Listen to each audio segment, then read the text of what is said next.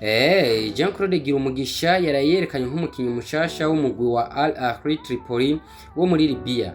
Umukinyi mpuzamakungu w'umurundi Jean Claude Girumugisha inyuma yo kumara imyaka 3 mu mugwi wa Ahli wo muri Sudani ya ruguru akawufasha gutahukana ibikombe byinshi bigiye bitandukanye no gushika kure mu nkino mpuzamakungu za CAF. Uyu munsi yatandukanye n'uyo mugwi akaba yarayerekanywe nk'umukinyi mushasha wa Ahli Tripoli ku masezerano y'ikiringo c'imyaka 2 umugwi wo muri Libya akaba yagiye ku giciro c'amadolari ibihumbi 5,500. لامين احترم اللي اكبر منك ارجوك. لا احترم اللي اكبر منك يا ولد جمال. احترمه يا اخي اكبر منك في العمر. Diaspora da Senzira